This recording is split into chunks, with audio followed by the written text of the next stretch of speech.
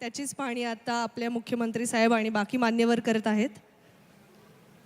या राधासोबतच एक सानन जातीची शेळीसुद्धा आहे, जे की युरोपमध्ये जास्त आढळते आणि ती शेळ्यासुद्धा त्या ठिकाणी आहेत. एक बुटकी शेळी त्याच ठिकाणी आहे.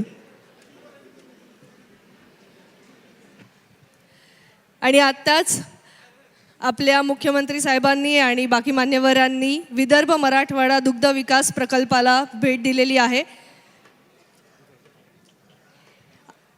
विदर्भ मराठवाडा दुग्ध विकास प्रकल्प अंतर्गत दुधाळ जनावरांचे वाटप होणार आहे.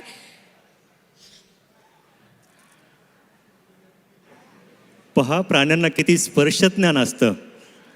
आपल्या मालकाशिवाय कोणीतरी नवीन पाहुणे आहेत आणि त्यांना नमस्कार सुद्धा केलेला आहे आमच्या या राधेने.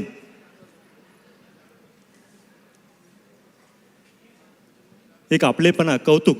आपला मालक आजारी असला, त्यांनी जर आपल्याला चारा दिला नाही तर त्याने चारा दिला नाही तर ते खाणारं नाही, ते म्हणजे आमचं पशुधन. आमच्या मालकाला पाहून हंबरड्या फोडणारं हे पशुधन आमच्यासाठी अगदी जिवलग असतं. जीवाच्या जिवलगापेक्षा जिवलग असणारं आमचं पशुधन आम्ही जपतो आहोत. आणि म्हणूनच या परळी नगरीमध्ये संपन्न होतो आहे महापशुधन एक्स्पो 2026.